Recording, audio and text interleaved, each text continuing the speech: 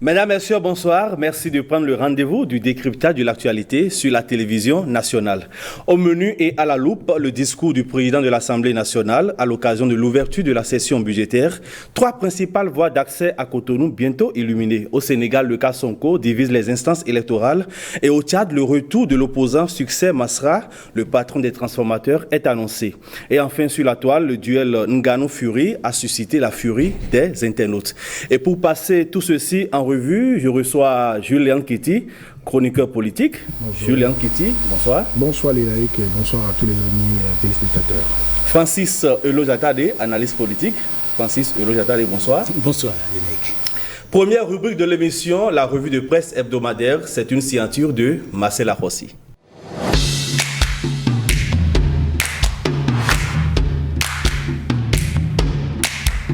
Un nouveau directeur général à la tête du port autonome de Cotonou. Une ère nouvelle s'annonce au port de Cotonou avec l'arrivée de Bart Joseph Yohan. Selon la Nouvelle Tribune, l'ancien directeur Joris Albertis, admis à la retraite, a été remplacé. Peut-on lire avec le Télégramme. À peine arrivé, le nouveau directeur général impose déjà de nouvelles directives. Selon le Matinal, il exige des agents, qu'ils soient contractuels ou conventionnés, la présentation de leur identifiant fiscal unique, IFU, démarche qui s'inscrit en conformité avec la législation béninoise. En particulier, l'article 21 de la loi de finances pour la gestion 2017 estime la Nouvelle Tribune. Avant sa nomination, Bart Joseph Yohan était directeur des travaux sous l'ex-patron du port. Il serait diplômé d'un master en sciences génie industriel avec plus de 22 ans d'expérience professionnelle, dont 17 années capitalisées dans le secteur portuaire. Finances extérieures, le Bénin intègre le cercle fermé de la BERD. Le pays vient de franchir un nouveau cap dans la recherche de financement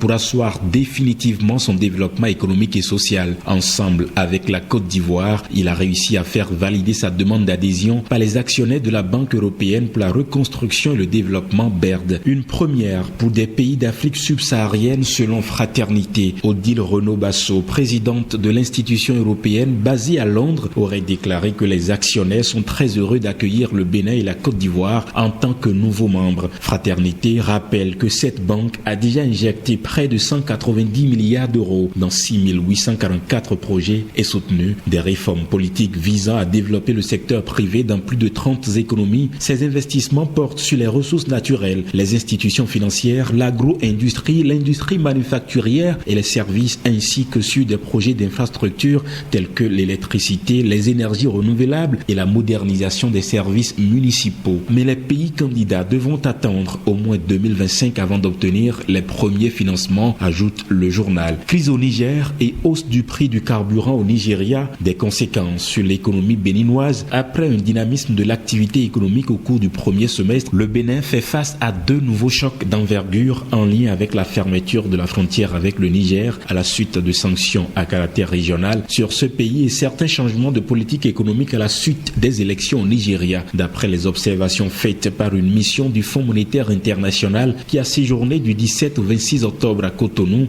rapporte l'événement précis. Constant Lokeng, chef de la mission interbéninoise, aurait aussi prévenu les autorités béninoises de ce que les perspectives de croissance économique sont sujettes à des risques importants, notamment une fermeture prolongée de la frontière avec le Niger, le resserrement des conditions de financement et l'avènement des chocs météorologiques. Voici quelques grands titres de la semaine au plan national. Fraternité, deuxième session ordinaire 2023 du Parlement, la lutte contre le terrorisme et la paternité responsable au cœur des préoccupations. 108 députés décorés par la grande chancellerie. Nord-Sud quotidien, Parlement, la gestion de Vlavonou approuvée par ses pairs. Fraternité, pacification des religions et tourisme religieux. Patrice Talon, une proactivité inégalée. Le Soleil Bénin Info, tension à la mosquée de Kadiaoum, Patrice Talon désamorce la crise. Le sens de rassemblement et le leadership du chef de l'État salué. Le Matinal, mosquée centrale de Kadiaoum, Talon ramène la paix. Selon Yacoubou Malehossou, le chef de l'État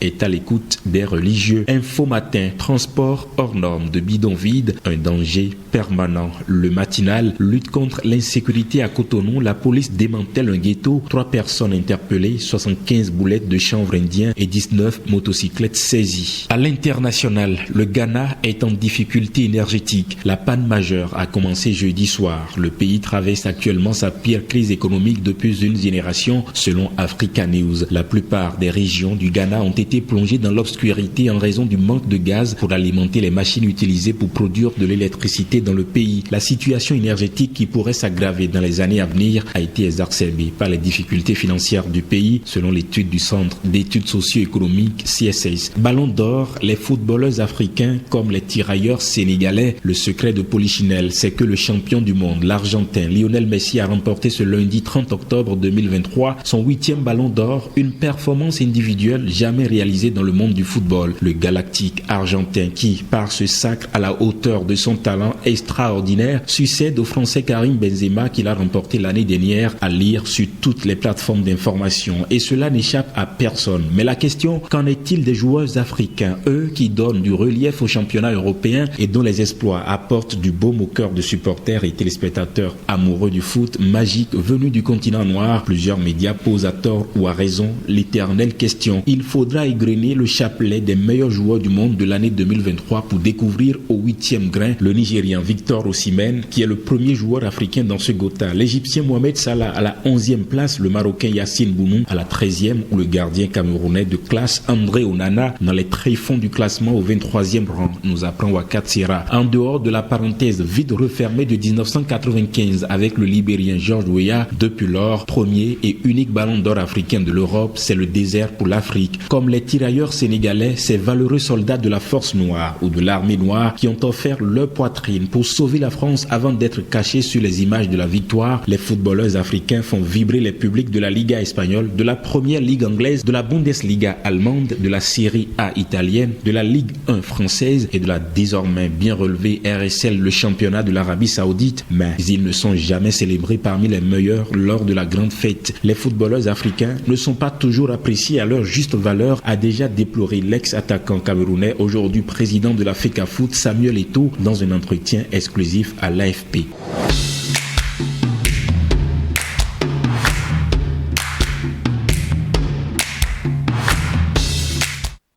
Merci à vous, cher Marcel Arossi, pour ce journal des journaux. Place maintenant à 7 jours au Bénin.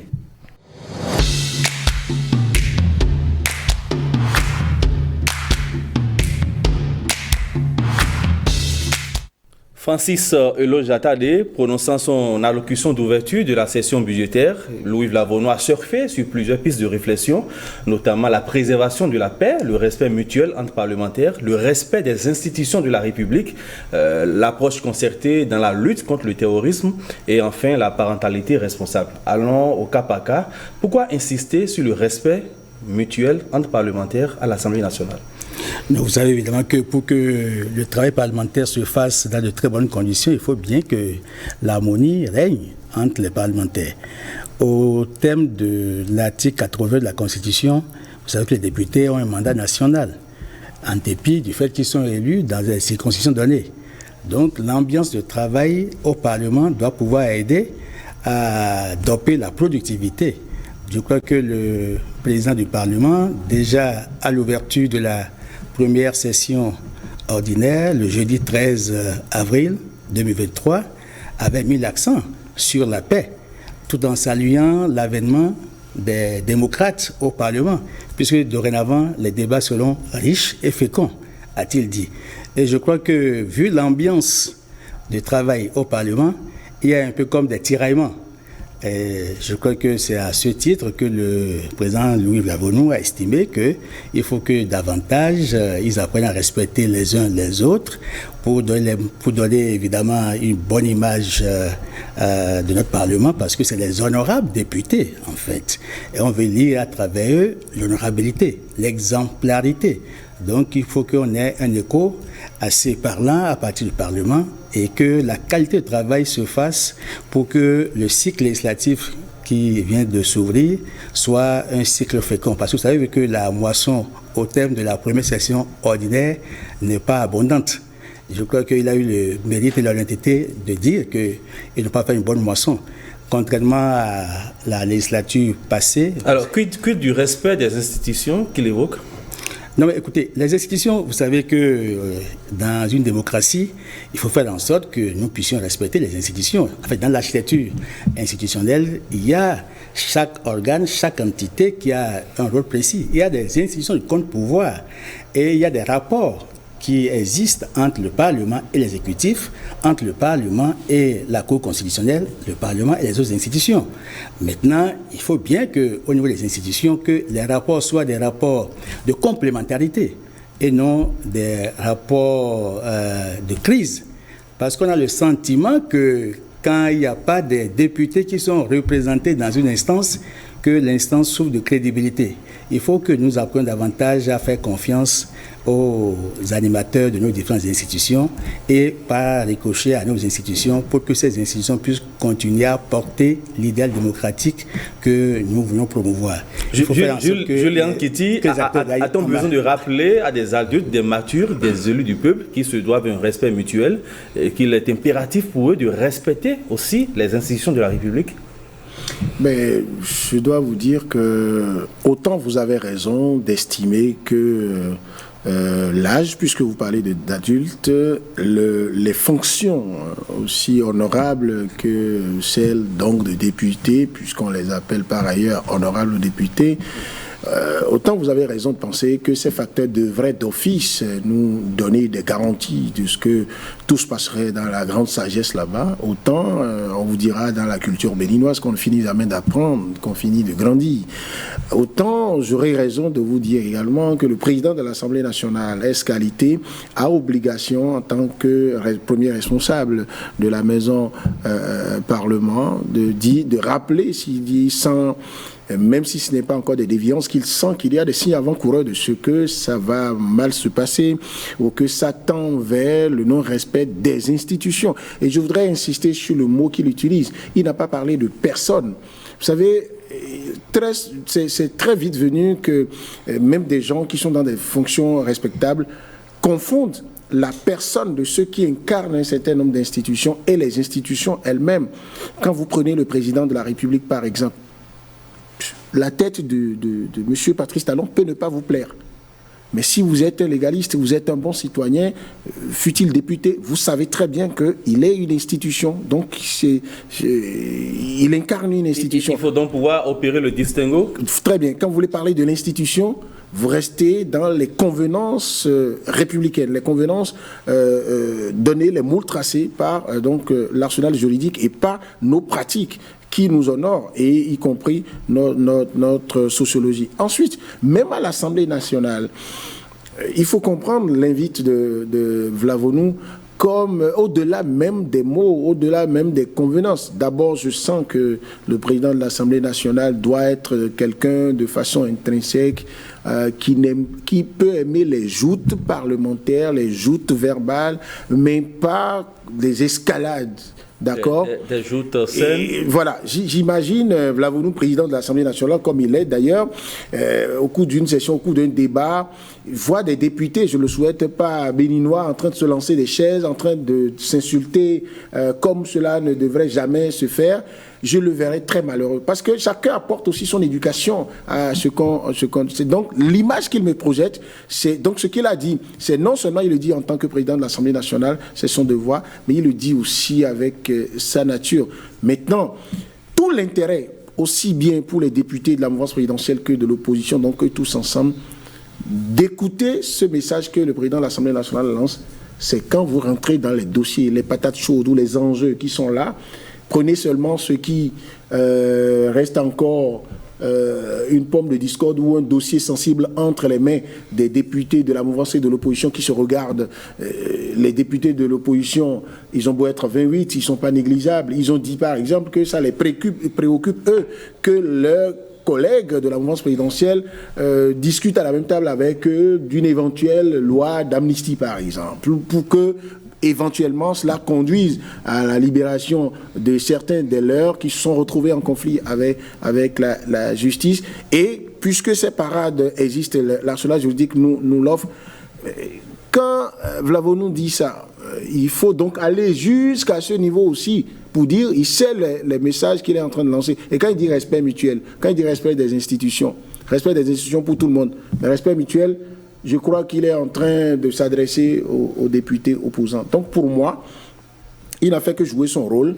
Et les autres aussi. Maintenant, j'espère que le président de l'Assemblée nationale ne poussera pas loin son envie de voir les choses se faire dans l'élégance, au point de vouloir que disparaisse de l'Assemblée nationale ou du palais des gouverneurs le petit biban dont on a besoin pour les débats parlementaires, qui devrait être aussi son intention. Le président de l'Assemblée nationale a insisté sur l'approche concertée qui doit prévaloir dans la lutte contre l'extrémisme violent, le terrorisme dans la sous-région.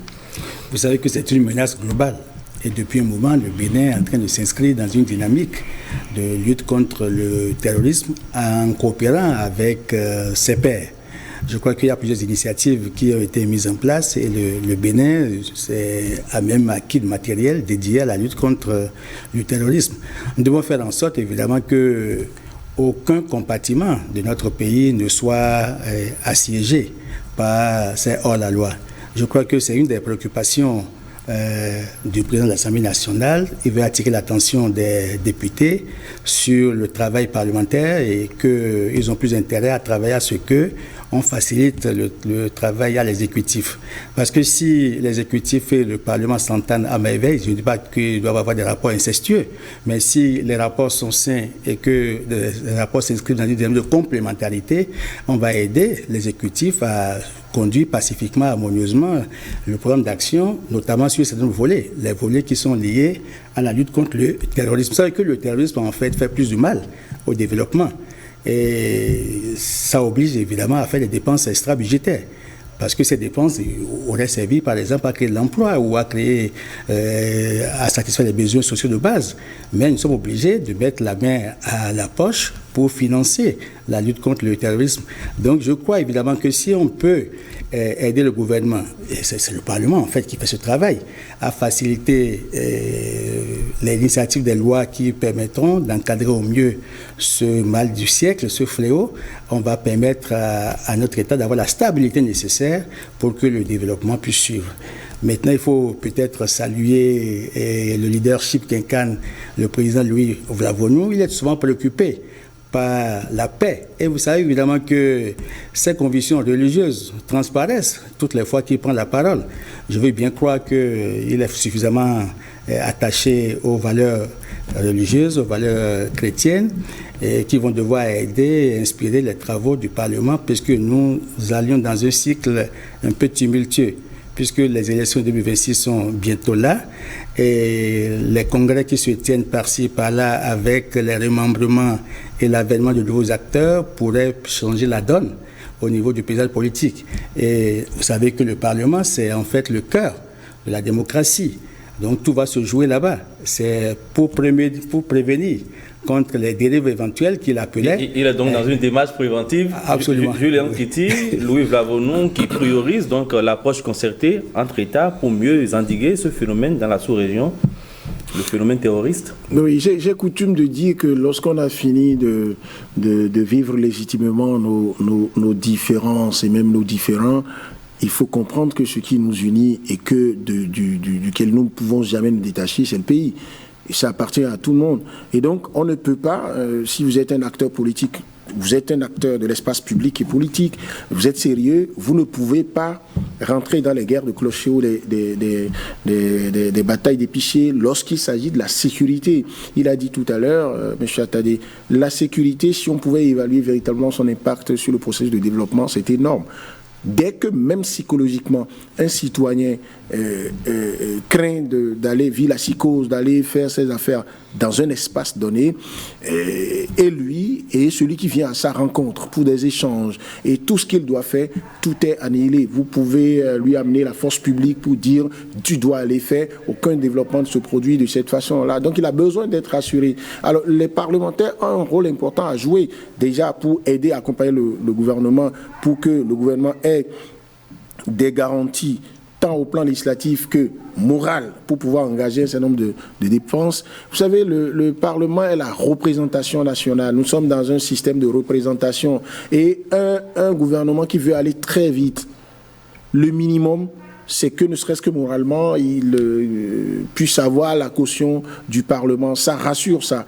Et puis qu'il veuille qu'au moins qu'il y ait quand tout le monde s'inscrive dans une dynamique de concertation. C'est très important, d'autant plus qu'on entend quelques discours qui parfois paraissent des signes avant-coureurs de divergences graves dans les propos qui pourraient advenir et annihiler les efforts sur le plan sécuritaire. Imaginez que, par exemple, il y ait eu, on ne le souhaitait pas, des attaques terroristes dans une zone du pays et que un député ou un groupe parlementaire de l'opposition veuille prendre une position et ne soit préoccupé que par la démonstration de la supposée incapacité de l'État, donc représenté en face d'eux par la mouvance présidentielle, pour faire face à la question sécuritaire. Ils vont peut-être penser... On ne devrait pas s'en réjouir. Très bien, ils vont peut-être penser qu'ils sont en train de ridiculiser des adversaires, mais après, c'est le pays qu'ils sont en train de présenter comme vulnérable, comme en train de capituler devant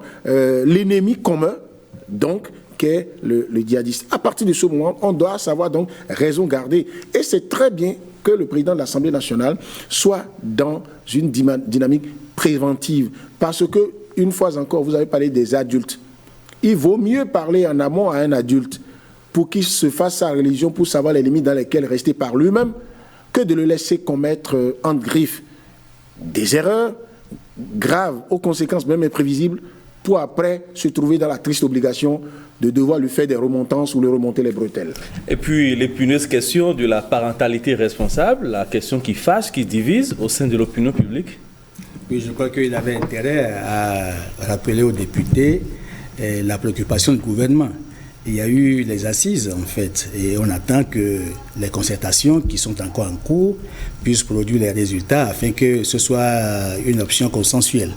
Je crois évidemment qu'il met l'accent sur la parentalité responsable parce qu'il faut que nous puissions assumer les charges qui sont les nôtres. Personne ne devrait être gêné par la parentalité responsable. Les citoyens, en fait, ont mal compris la communication gouvernementale sur cette question. On a cru évidemment qu'on avait simplement la réduction de la naissance. On veut limiter les naissances. Or, je crois que le souci premier du gouvernement, c'est aller à la parentalité responsable. Et il y a une différence entre limitation de naissance et parentalité responsable. Et je crois qu'il a touché à des questions sensibles et ça doit pouvoir aider les parlementaires à prendre le cap, à mettre le cap sur l'essentiel. Nous ne devons pas alimenter les clivages, nous devons davantage nous ceindre les reins et bâtir un Bénin uni dans le consensus. Le consensus est indispensable, surtout que nous allons vers des périodes un peu mouvementées. Que chacun fasse le nombre d'enfants qu'il est capable d'entretenir, de soigner, d'éduquer. Louis Lavonu est allé avec des passages bibliques même à l'appui. Bon, c'est aussi ça qu'il faut concéder à Louis Lavonu, de rester Louis Lavonu,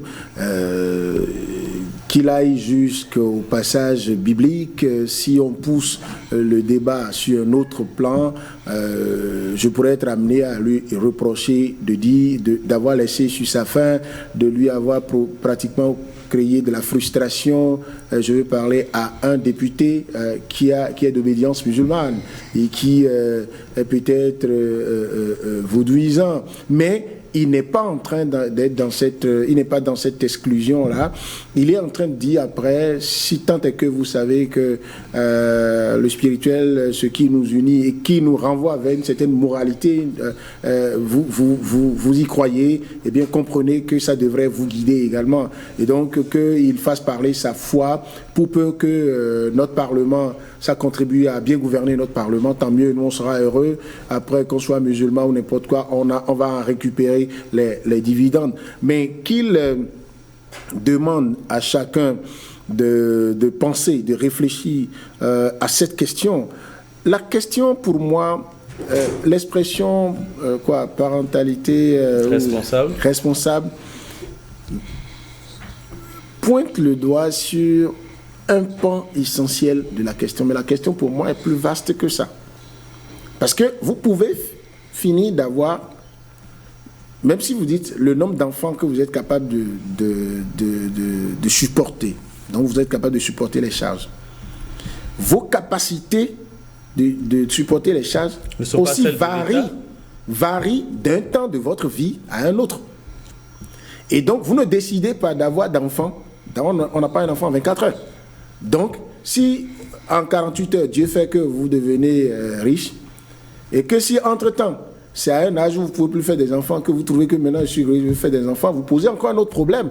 Parce qu'il n'y a pas que l'argent, il n'y a pas que le matériel qui fait qu'on s'occupe bien d'un enfant. C'est un ensemble. C'est par exemple amener, moi j'ai souvent dit, j'ai dit sur vos plateaux aussi, que le président Patrice Talon avec son régime, il a quelque chose de spécial qu'il fait que je n'avais pas vu avec les autres présidents. Sur tous les plans, les sujets les plus sensibles, il allume vos cerveaux. C'est-à-dire qu'il pose le problème. C'est des questions auxquelles on ne réfléchissait pas beaucoup. Allez dans les universités, demandez, c'est le moment.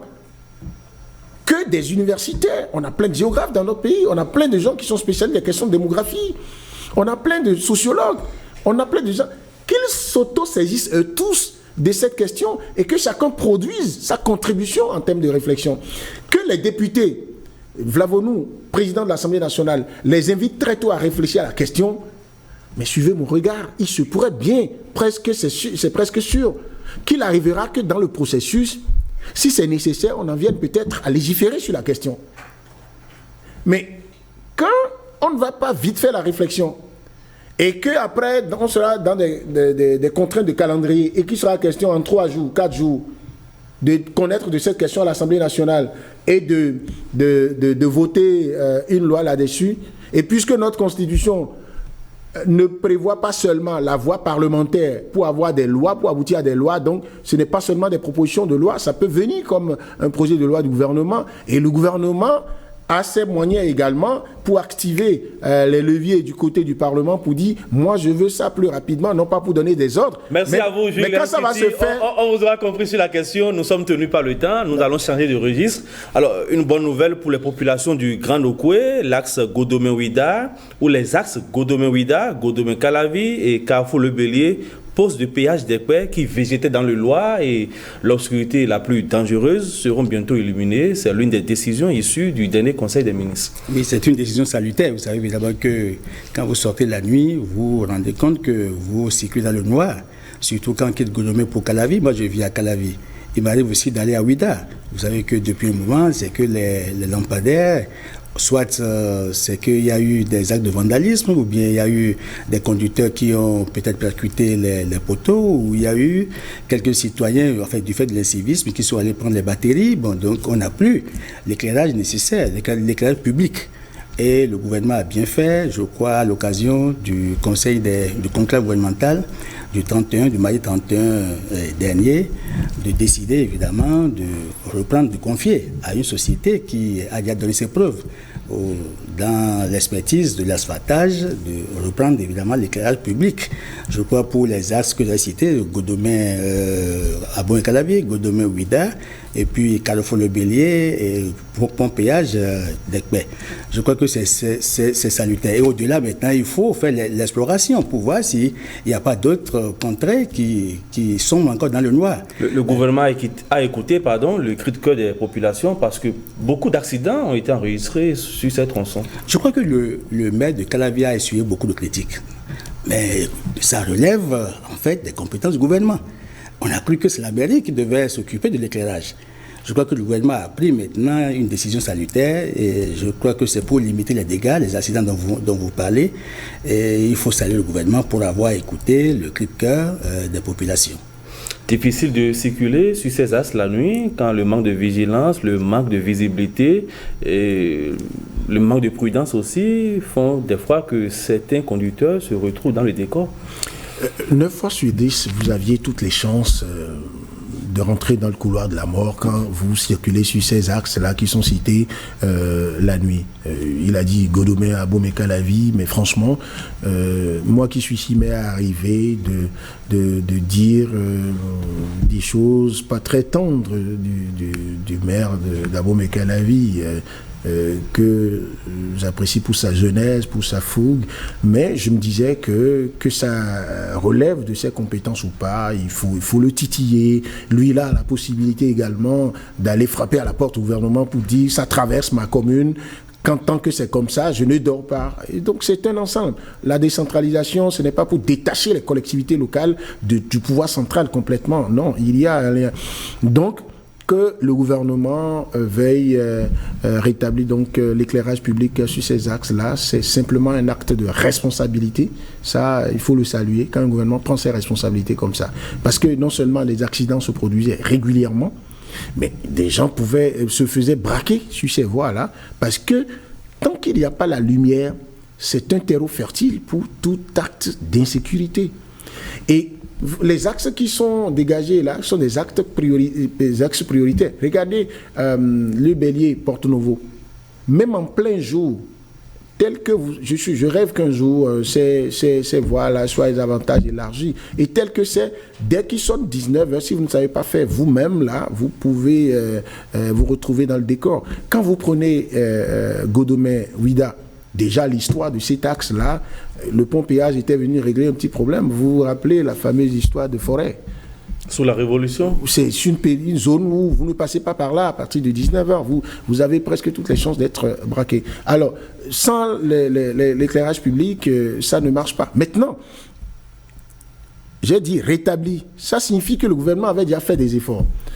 Un gouvernement aussi, quand il fait ses investissements, les autorités locales, les communes, les maires, les conseils communaux doivent comprendre que... Il y a la mauvaise foi et le vandalisme des populations qui sont à condamner. C'est pourquoi je demande que ces conseils communaux, donc sur les territoires de qui ça passe... Qu'on vole encore des batteries, des lampadaires, qu'ils mettent à contribution, ils se mettent les efforts à contribution pour tout au moins aider la police nationale, aider l'État à maintenir ces investissements-là, ces fruits de ces investissements-là, ces prises de responsabilité en bon état. On a vu ici dans Parakou où on a dit, on a mis les lampadaires, les gens sont venus enlever toutes les batteries et tout. Mais quand moi, toutes les fois que je veux me retrouver dans mon grand popo natal là-bas, quand vous prenez de Comé pour retrouver grand popo, vous avez une bonne zone où non seulement, voyez, les herbes ont tellement poussé, ça fait pratiquement une brousse, ça vient pratiquement sur le goudron, vous n'avez pas de maison, et vous n'avez pas l'éclairage.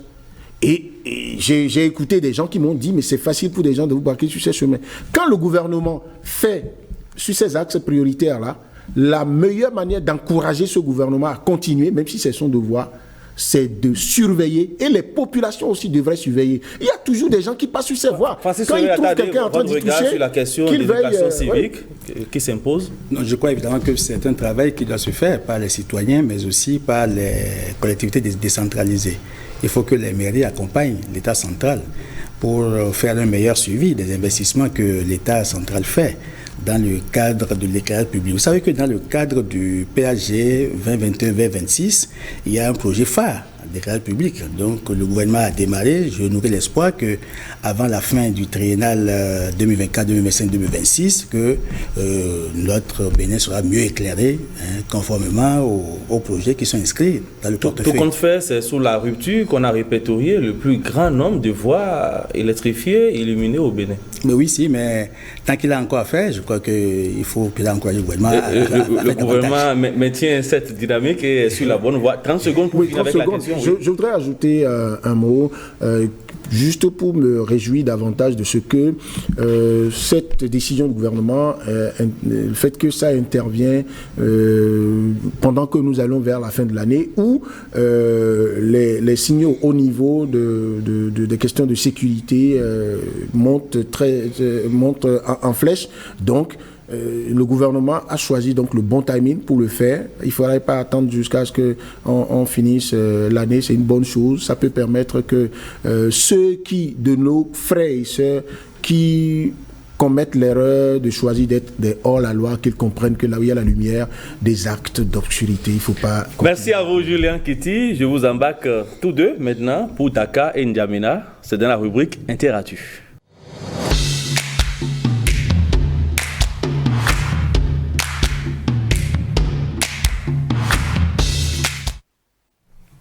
Au Sénégal, le ministère de l'Intérieur a opposé mardi dernier une fin de non-recevoir à la demande de la Commission électorale nationale autonome, la Sénat, de rétablir Ousmane Sonko sur les listes électorales et de lui délivrer les documents essentiels pour sa candidature à la présidentielle de 2024. C'est un énième feuilleton pour l'opposant sénégalais. Oui, on a le sentiment que Ousmane Sonko est victime des persécutions politico-judiciaires. On a le sentiment qu'on veut l'écarter des présidentielles de février 2024. Tout laisse croire qu'il y a une machine qui est en marche, qui est activée pour l'en empêcher. Parce qu'il y a un tribunal, en fait, qui a rendu une décision. Parce qu'il avait été radié de la liste du fichier. Le tribunal de Ziguinchor a rendu une décision pour demander, évidemment, qu'il soit réintégré au fichier. Je crois que par rapport à ça, j'ai appris qu'il a mandaté des gens pour aller au niveau de la direction générale des élections, pour avoir les formulaires qui lui permettront de recueillir les parrainages indispensables à sa candidature. Et les gens auraient affiché une fin de non-recevoir. La Sénat, qui a été saisie, a introduit un courrier auprès du ministère de l'Intérieur, qui en fait est le ministère de tutelle de la direction générale des élections.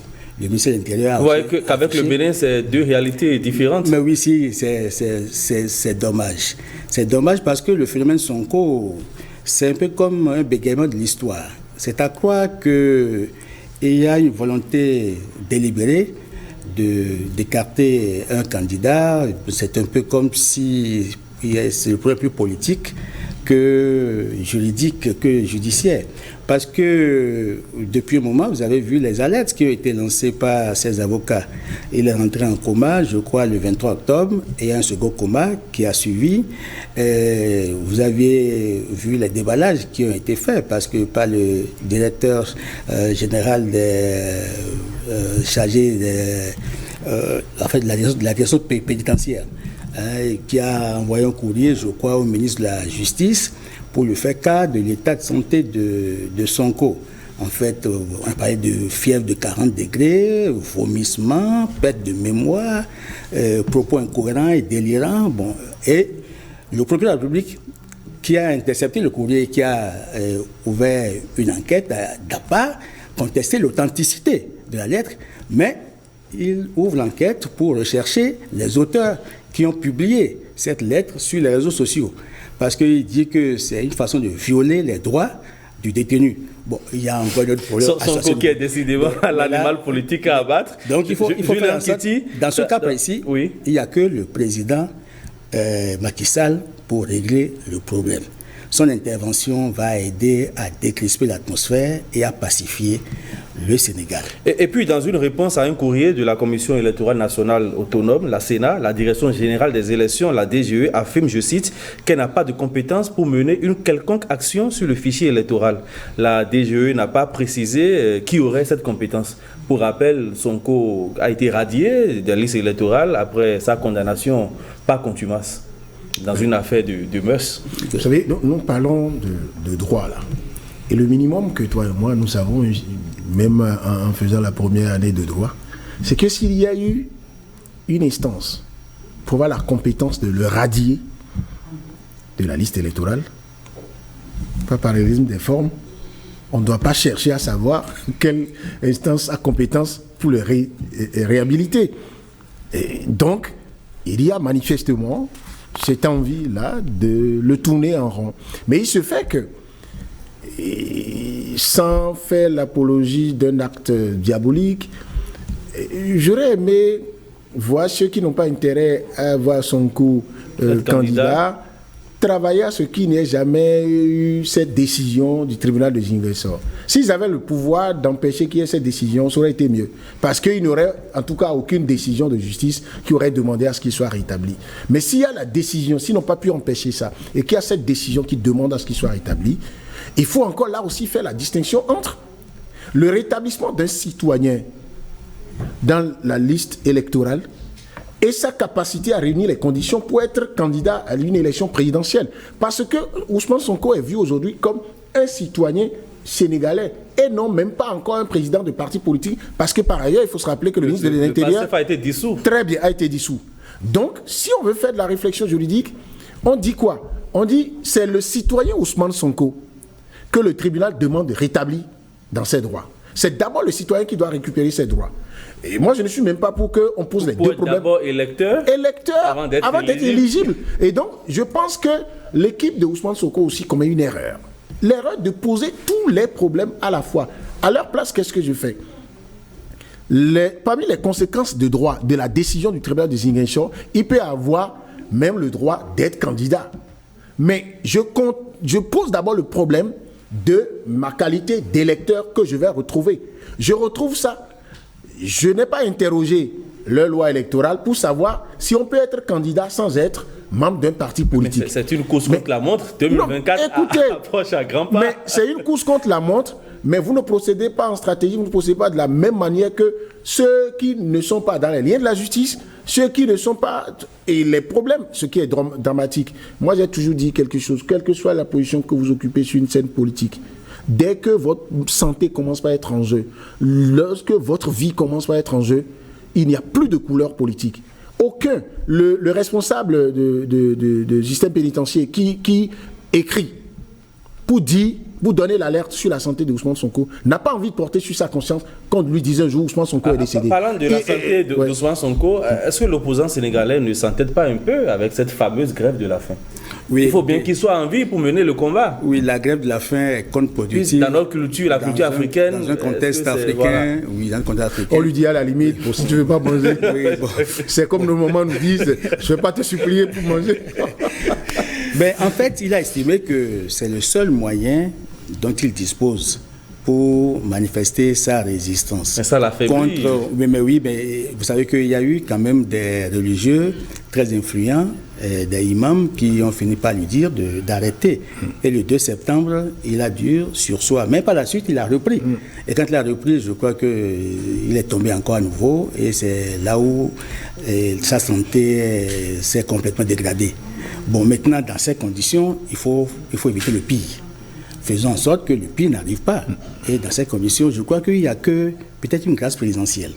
Il faut qu'il y ait des médiations qui puissent agir sur la sensibilité du chef de l'État afin qu'il ait le sentiment d'aimer davantage les Sénégalais, pas forcément Sonko, et qu'il pose un acte en faveur, en le graciant, parce que ça va aider à dégeler en fait la crise qui prévaut actuellement. Nous sommes à 4 mois des élections. Et quand le tribunal de Ziguinchor a rendu la décision pour annuler la radiation et demander la réintégration, il s'est trouvé des avocats de l'État pour attaquer la décision devant la Cour suprême. Bon, maintenant, ils attendent que la Cour suprême leur donne raison d'abord avant que,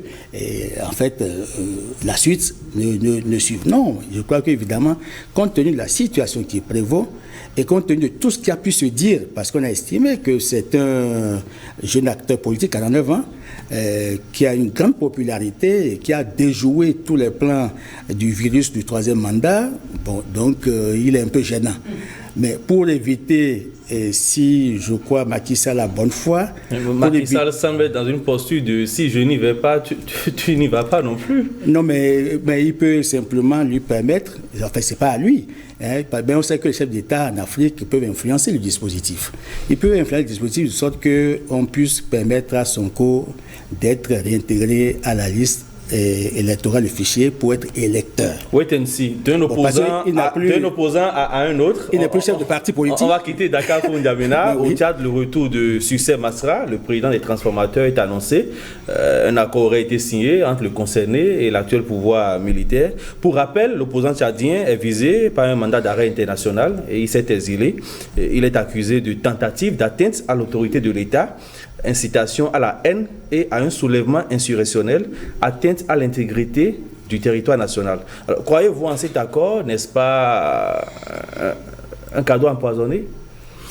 Vous faites bien de trouver la meilleure expression, parce que l'efficacité de cet accord, qui n'aura de valeur que s'il est appliqué, je n'y crois pas un seul instant. Je n'y crois pas un seul instant. Ce n'est pas de mes habitudes même d'être aussi péremptoire. Mais je n'y crois pas un seul instant. Parce que le Tchad fonctionne aujourd'hui comme un pays en guerre. Déjà avec les groupes rebelles qui ne se sont pas encore retirés. Alors donc, dans les chefs d'accusation, lorsqu'on vous considère, qu'on vous indexe comme quelqu'un qui porte atteinte à l'intégrité du territoire national, vous êtes regardé comme ces rebelles-là. Et Succès Masra fait partie, pour ne pas dire, il est aujourd'hui le jeune qui, comme l'autre Sonko au Sénégal, tient la psychologie de la jeunesse tchadienne aujourd'hui. 40 ans. D'accord? Alors, donc, c'est le phénomène Sonko de là-bas. Et il a insisté, lorsqu'ils sont allés avec le ministre de la Réconciliation, il s'est retrouvé avec Félix Tshisekedi au milieu pour discuter de cet accord-là. Qui a facilité oui, l'accord. Très bien. Mais il a insisté, quand il a pris la parole, sur le fait qu'en dehors de la première conséquence de cet accord, qui est qu'il va rentrer sur N'Djamena, qu'il lui sera permis de mener les activités politiques. Il n'y a que le déroulement de sa bande politique qui a posé le problème pour que les autres, ceux qui sont au pouvoir, qui font une transition qui a tout l'air d'un régime foncièrement assis, avec par ailleurs le soutien de la France, eh bien, c'est tout ça qui a amené, c'est ces activités politiques qui ont amené les gens à trouver des moyens de lancer contre lui un mandat d'arrêt. Lorsque de Kinshasa à N'Djamena, une fois qu'il sera sur le territoire, c'est pas parce que vous auriez signé un accord que dans le déroulement de vos activités politiques, si on trouve après que vous posez un acte qu'on estime contraire aux lois de la République, que l'accord va se mettre au-dessus de ces lois-là. Et je pense que il y a que Succès Masra ne pouvait pas non plus refuser, au nom de cet accord, d'aller à N'Djamena parce qu'il serait traité de lâche également au plan politique. Parce que pour remporter une élection, pour évoluer, avoir un leadership politique qui s'impose, il faut traverser tout ça. On va évoluer dans le débat. Alors, ne s'agirait-il pas d'un piège à gibier politique quand on connaît la haine viscérale que développe le régime militaire en place contre Succès Masra qui avait dirigé des manifestations contre la transition kilométrique du régime? Les opposants, en fait, en Afrique n'ont pas la vie facile. Vous aviez vu que ce soit Moïse Katumbi et tout ce qu'il vit là-bas. Vous avez vu aussi en Guinée, que ce soit Cellou Dalein Diallo et Sidya Touré, vous avez vu. Bon, vous voyez, Masra, en fait, c'est vrai que c'est la CEAC, en fait, la Communauté économique des États d'Afrique centrale, qui a mandaté Félix Tshisekedi pour qu'il soit facilitateur. Mais on est sur un terrain politique. Et vous avez vu qu'il est gênant, c'est le phénomène Sonko, bis, qu'on retrouve. C'est à lui d'exercer son discernement et de savoir que le Tchad, tel que c'est là, le Tchad n'est pas encore stable, puisque les conditions dans lesquelles l'actuel président a pris le pouvoir, les tueries qui ont suivi. Masra qui assimile ça à un coup d'État déguisé. Mais oui, si, c'est un... Et il peut continuer à répéter des choses du genre dans ses activités politiques. Oui, écoutez, celui qui a dit, le président nigérien Bazoum avait dit que c'est le pari démocratique. Je crois qu'il a été, lui aussi, il a été gagné par le pari démocratique chez lui. Parce que, bon, on a dû négocier, en fait, un pari, parce qu'on a dit, mais dans ces conditions, au moment où il y a les rebelles qui viennent, qui risquent de prendre N'Djamena, qui on peut mettre là pour pouvoir contrer l'avancée des rebelles. On a dit non, il faut mettre le général en violation de tous les tests qui existent. Et c'est ça qu'ils appellent pari démocratique. Donc c'est aussi un pari qui s'est passé, je crois, au Niger. Non, ce qui se passe, c'est plus sérieux que ça. Et la vie des opposants, en fait, est en danger en Afrique. C'est la démocratie, en fait, qui est remise en cause. Et la démocratie telle qu'elle est pratiquée au Tchad, en fait, j'allais dire, c'est pas une monarchie, mais c'est des transitions dynastiques. Et un peu comme ça a été le cas un peu au Gabon, avant le coup d'État. Au Togo, ça continue. Il faut faire en sorte que nous n'ayons pas des transitions de père en fils, parce que là, ça ne stabilise pas la démocratie. Et il faut permettre qu'il y ait l'opinion plurielle et que les élections s'organisent, les tests soient respectés, l'alternance soit au rendez-vous, parce que c'est ça qui va permettre la rotation du personnel. Parce qu'on verra d'autres talents, d'autres valeurs qui vont venir à la tête de l'État. Effectivement, Francis Hulot-Yatare, dernière ligne droite de l'émission maintenant, potin de la toile.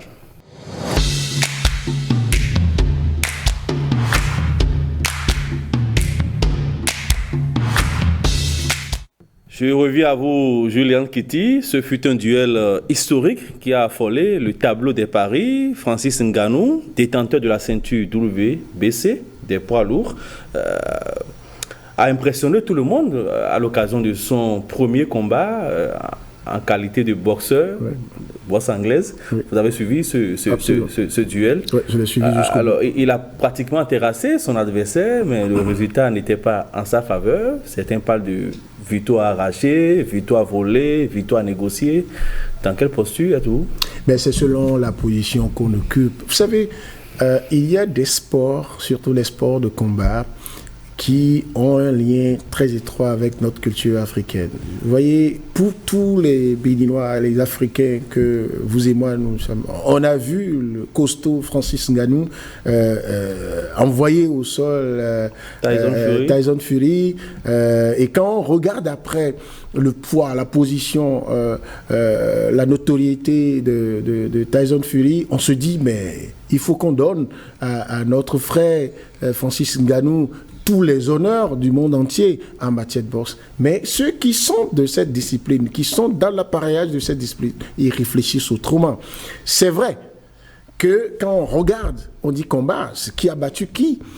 Même si vous n'êtes pas spécialiste, vous avez au moins le sentiment que Francis Ngannou a dominé Tyson Fury. Maintenant, il n'a pas battu KO. D'accord?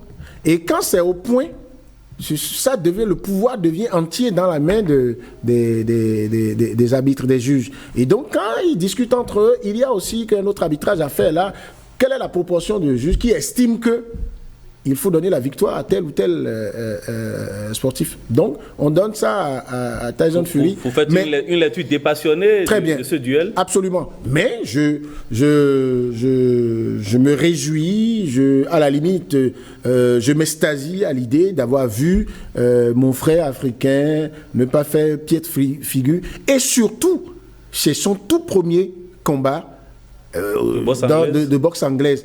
Et c'est déjà beaucoup pour lui qu'on l'ait amené directement pour le premier combat, avoir en face de lui le champion du monde dans la discipline. Ça veut dire qu'il y a déjà à ce niveau un travail de marketing ou de politique dans le domaine qui a été fait. Parce que pourquoi les autres? Regardez, quel autre sportif, quel autre boxeur est venu dans la boxe anglaise et pour son premier combat, on va lui déposer en face le plus grand, le détenteur du plus grand titre.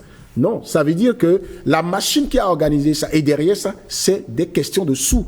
Derrière ça, c'est des lobbies financiers qui, pour ce que j'ai pu me faire dire, vont s'écrouler si on déclarait Francis Ngannou gagnant de la partie. Mais qu'il a déjà fait les 10 rounds. Il a contesté le résultat par la suite. Oui, mais vous savez, ça aussi, écoutez, prenez... Moi, j'ai fait cet exercice-là. J'ai pris les premières impressions livrées par Francis Ngannou. J'ai pris après les confidences qu'il a eu à faire à des amis à lui. J'ai lu l'expression de son visage. Je suis allé m'informer sur ce qu'il gagne en termes de notoriété et ce qu'il gagne en termes d'argent et ce qu'il ferait perdre l'effet que cela aurait sur la bourse anglaise s'il était déclaré. Et mieux, dans cette déclaration, et j'ai eu la faiblesse d'y croire, qu'il a pu dire qu'il savait que s'il ne battait pas Tyson Fury au KO, c'est qu'il ne serait pas déclaré gagnant. Donc il connaît les enjeux. Ce combat a été l'un des événements médiatiques les plus suivis de 2023. Oui. Alors certains pensent que Ngannou aurait pris du cash pour se faire voler sa victoire. C'est ce que certaines presses disent. Il faut avouer évidemment que... D'autres y voient aussi l'expression du racisme. Il y a tellement de polémiques autour de cette victoire. Ça a inondé les réseaux sociaux. Et ça a même scandalisé, ça a choqué, ça a chagriné. Notamment nous qui sommes de la peau noire, on a estimé que ce jeune Camerounais de 37 ans, 123 kilos et puis 1m93. Bon, en fait, c'est un mastodonte, mais à son premier coup, il terrasse, je crois, au troisième round. Il envoie l'autre au tapis. Je crois que il a fait quand même de bonnes performances. Même si, à la fin, il n'a pas été déclaré victorieux. Mais je crois qu'il a tiré ses marrons du feu, on a dit. Bon, l'essentiel, c'est la notoriété qu'il a gagné pour avoir affronté un champion poids lourd.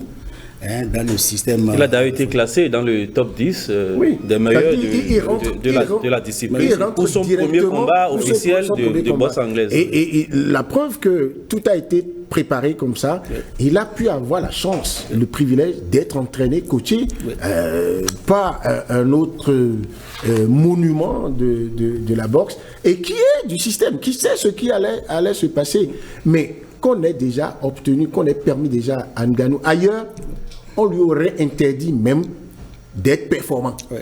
Donc on lui a déjà permis de faire le combat comme cela se doit. Je l'ai vu dans des positions où, en voyant l'autre au sol, il le surveille. Quand il va vouloir se relever, il devrait l'accueillir avec des hypercutes. Mais même j'ai vu l'arbitre pratiquement en train de lui faire des gestes pour dire pardon, tu me crées des problèmes. Donc, le sport, c'est aussi ça, il y a la politique derrière. Voilà. Et notre frère va continuer à avancer. Il paraît que Fury a un grand combat en décembre. Et si jamais Ngannou l'avait battu en tout cas dans la décision, ça ne se tiendrait pas. C'est beaucoup de milliards derrière. Mais je rêve d'un autre combat pour Ngannou. Ngannou ne sera plus jamais vu comme un petit garçon de la boxe anglaise. Et c'est un bon message envoyé à ses anciens patrons. C'est-à-dire que la discipline dans laquelle il était avant, il était le grand champion.